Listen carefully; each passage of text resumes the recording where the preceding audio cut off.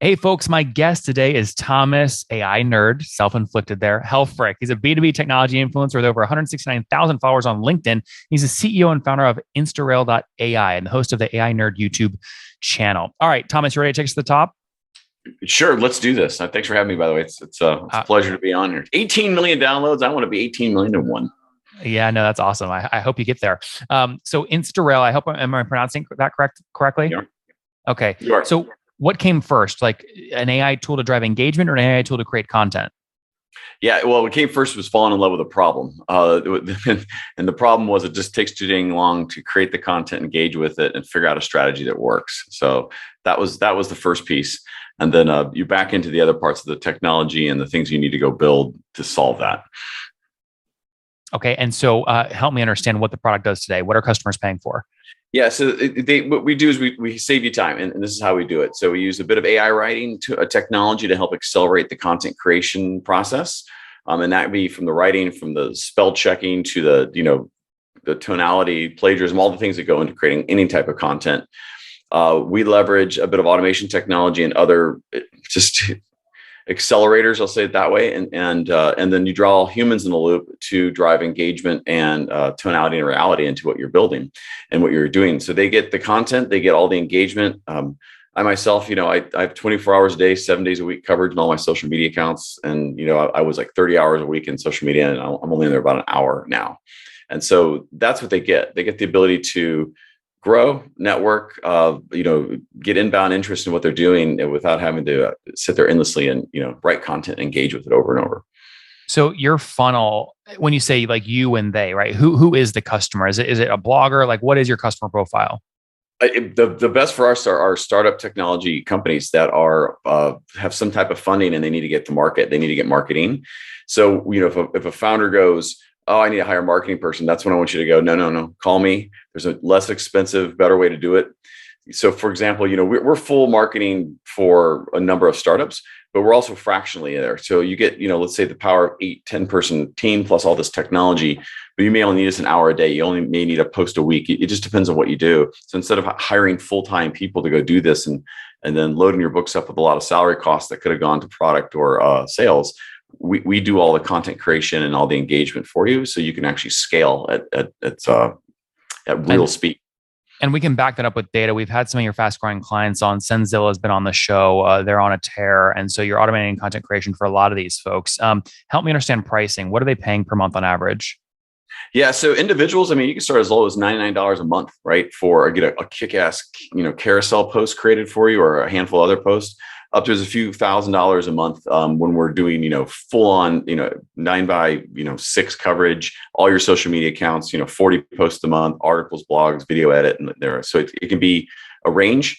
For us to take on any customer, we just require two things, which is a goal. You have to have some type of goal that you're chasing for why you need to create content and go get to market. And the second is just a budget. We want you to think in terms of 12 months, though we're month to month. Because that way your mindset's right to grow. You're in the mindset of, I'm going to have this fixed cost approach to marketing, and you're going to get some assets built along the way. And as you get more successful, you can either scale up.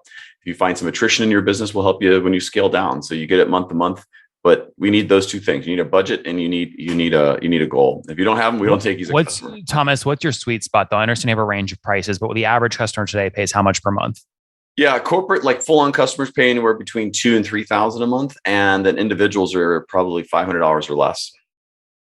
Oh, what's going on there, YouTube? Good to see you guys. Now imagine this. You love watching these interviews with SaaS founders, but imagine if we took all of the valuation data out from over 2,807 interviews I've done manually.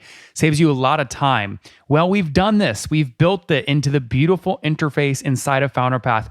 Check this out. I'll show you how you can access this in a second, but you log in, you connect your Stripe account, you see your valuation real time, you can see what it changed over the past 88 days, and even set goals for valuation this year.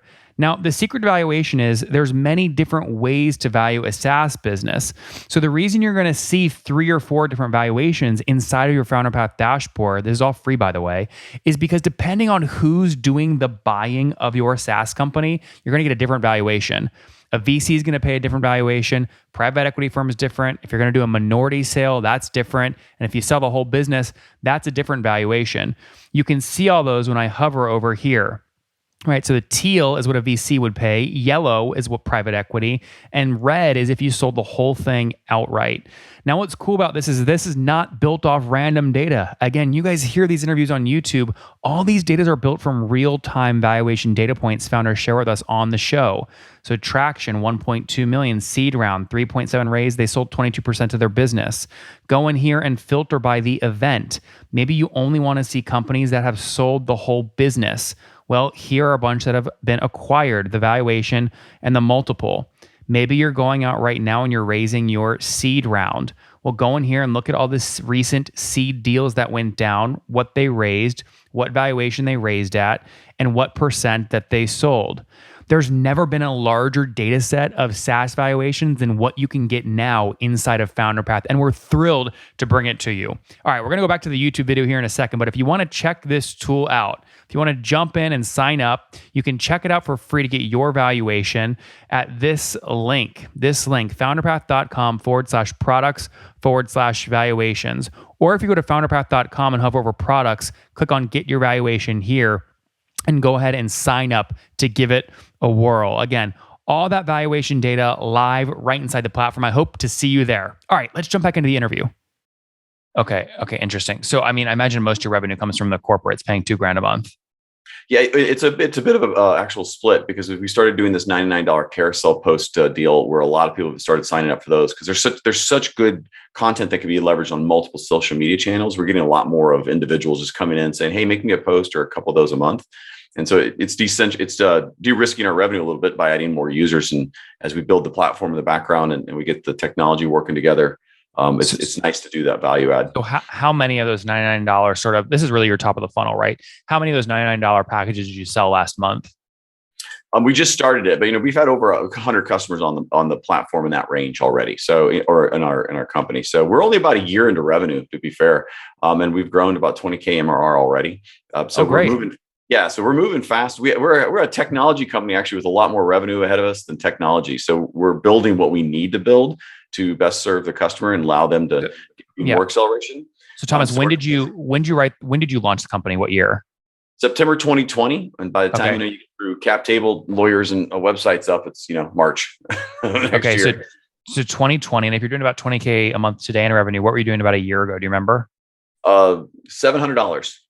Okay, got it. So most of your growth has come. So how did you support the business the first 12 months when you were pre-revenue?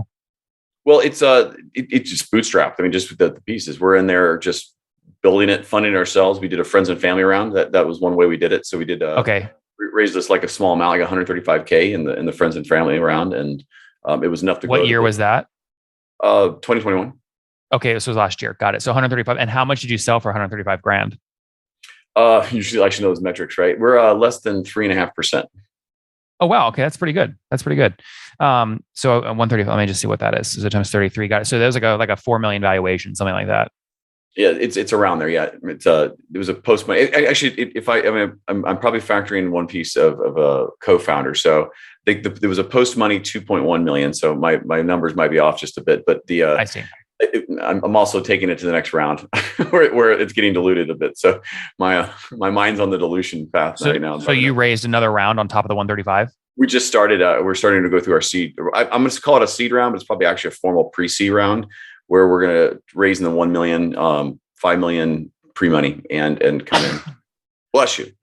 Excuse me. All right. Bless you again. Look at that. Why is now is a terrible time to raise? You're a brave man. Why are you going out right now? You got to do what you got to do to come over and get the company growth, right? So we need to get some full-time people lined up on the tech side. And this is the one growth step that we need to do is get them hired and get them building. And then we'll see what the other rounds look like, or if we're going to just go cash cow and build it ourselves and do it from there. Are you profitable today? But we put everything back in. So I don't take anything from it because I have other revenue source, so I can put everything right back into it. So every time we make any dollar, we put it back into more content, more creation, and more offerings. How many folks are full-time on the team today? We have about 10 people total distributed between US, Philippines, and Africa. Really interesting. You mentioned you have other projects. What are some of those other projects?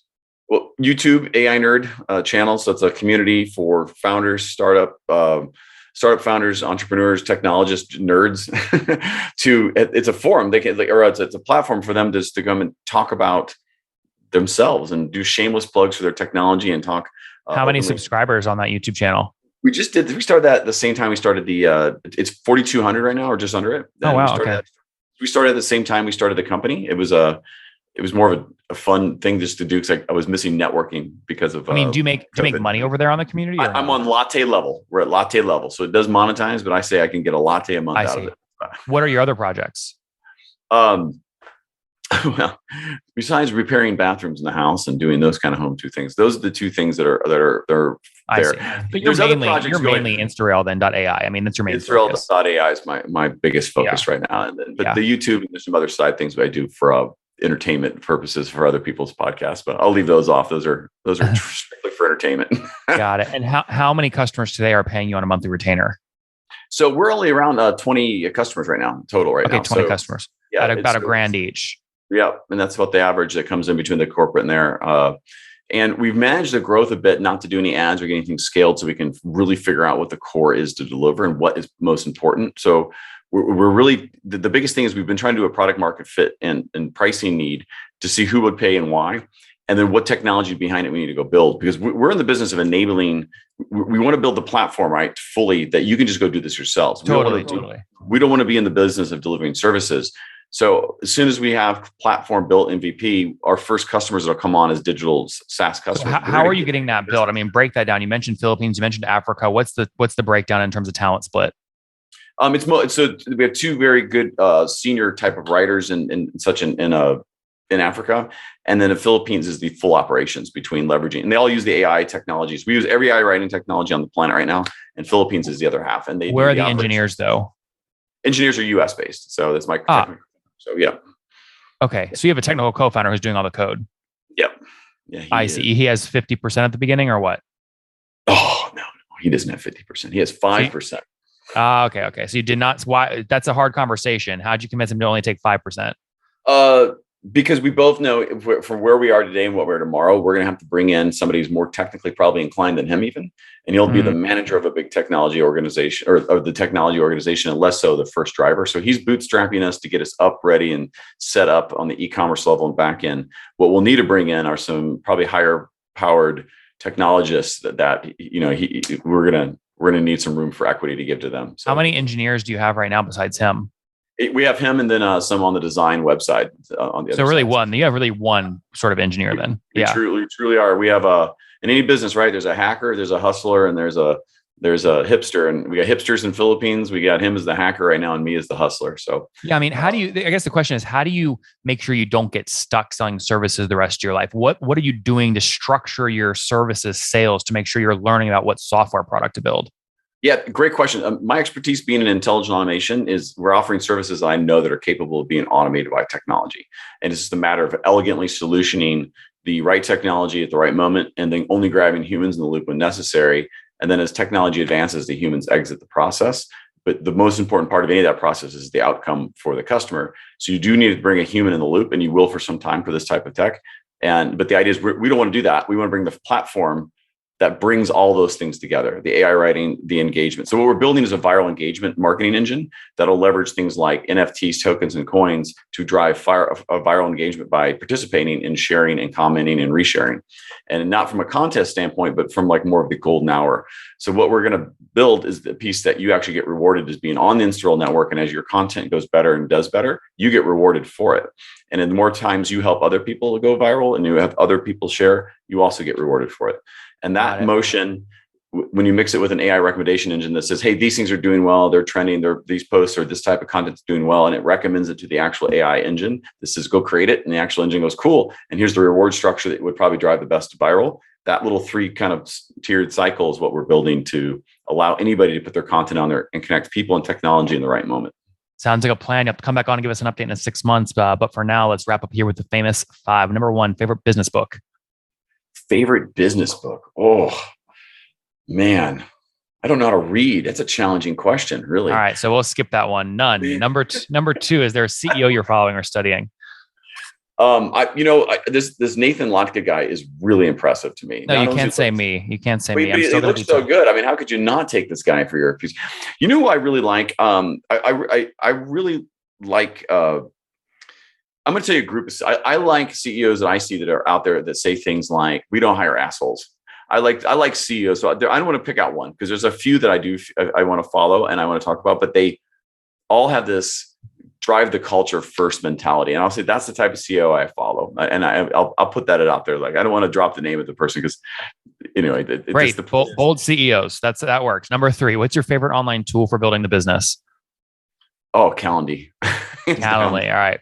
Number 4, how many hours of sleep do you get every night? I try to get 7 to 8. That's good. And situation, married, single, kids? Married with 3 kids. Busy guy. And how old are you? 46. 47. Last question. It's 46 or 47? Taking off a half my year, man. Just right there. 46. 46. Okay, good. Want to make sure I got that right. Last question. Something you wish you knew when you were 20. Something I wish I would have done when I was 20. No. Something you wish you knew when you were 20. Oh, how to be 46. That would have been great if I had this mentality. Man, I'd be done. Guys, there you have it. Instareal.ai. They right now are manually creating content for startups, right? About 20 startups paying $1,000 a month. So 20K MRR, up from $700 just a year ago. But he's really focused on how to automate this process. There is 135 pre-seed round at a 2.1 million valuation. Now looking to raise $1 million on a 5 million valuation to again add automation to the platform. 10 folks on the team right now, only engineers as CTO, but again, looking to expand that team as they scale up past their first 10 customers. Thomas, thanks for taking us to the top. You rock, man. Thank you so much.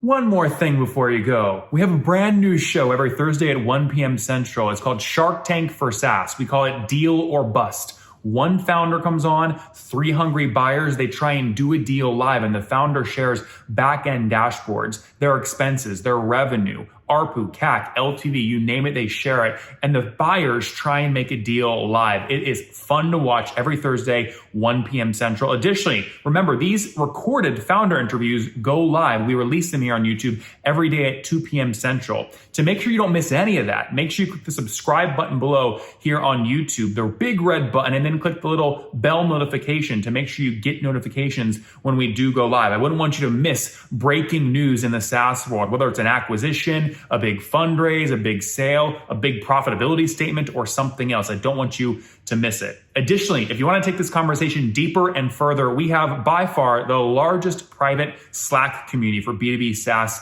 founders. You want to get in there. We've probably talked about your tool if you're running a company or your firm if you're investing. You can go in there and quickly search and see what people are saying. Sign up for that at nathanlatka.com/Slack. In the meantime, I'm hanging out with you here on YouTube. I'll be in the comments for the next 30 minutes. Feel free to let me know what you thought about this episode. And if you enjoyed it, click the thumbs up. We get a lot of haters that are mad at how aggressive I am on these shows, but I do it so that we can all learn. We have to counter those people. We got to push them away. Click the thumbs up below to counter them and know that I appreciate your guys' support. All right, I'll be in the comments. See ya.